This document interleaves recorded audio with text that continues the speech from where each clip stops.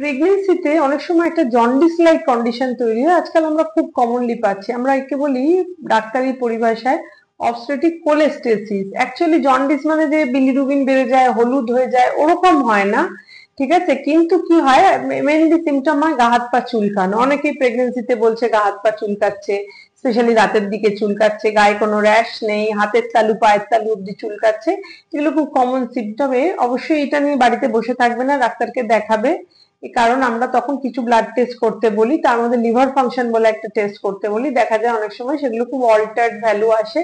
এটা কেন হয়? অনেক সময় এটা ধরো, এটা আমরা বলি অটো ইমিউন কন্ডিশন, সবার হবে তা না, কারো কারো ক্ষেত্রে দেখা যায় যে প্রেগনেন্সিতে যে হরমোন গুলো বডিতে বাড়ছে, তার জন্য কিছু কিছু একটা ইমিউনোলজিক্যাল চেঞ্জ হচ্ছে, তার জন্য কিছু হচ্ছে লিভারের মধ্যে বাইল গুলো যেটা তৈরি হয়ে গল ব্লাডার দিয়ে বেরোয়, সেই বাইল গুলো ঠিক মতো বেরোচ্ছে না, দিয়ে বাইল স্ট্যাসিস হয়, আমরা বলি লিভারের মধ্যে বাইল জমে আছে।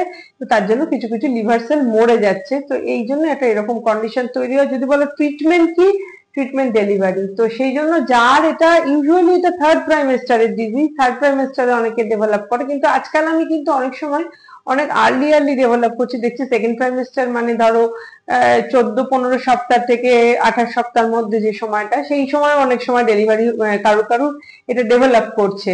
তো এবার কেন, তার কারণ হচ্ছে প্রেগনেন্সি হরমোন। আমার আইভিএফ পেশেন্টদের ক্ষেত্রে অনেক সময় আমরা এক্সটার্নালি প্রজেস্টেরন বলে একটা হরমোন দিচ্ছি।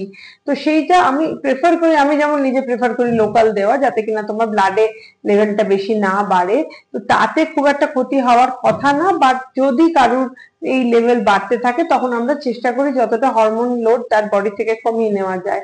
তো এবার বাকি যা ট্রিটমেন্ট, সেটা তোমার ডাক্তার তোমাকে নিশ্চয়ই সাজেস্ট করবে। এই ব্লাড টেস্ট গুলো মাঝে মাঝেই রিপিট করে মনিটর করতে হয়, কারণ লিভার হচ্ছে ভীষণ ইম্পর্টেন্ট জায়গা, সেটাকে আমাদের একদম প্রোটেক্ট করে রাখতে হবে। লিভারে তোমার ব্লাড ক্লটিং এর ফ্যাক্টরস গুলো তৈরি হয়, সেইটা তখন হ্যাম্পার হতে থাকে এই কন্ডিশনে।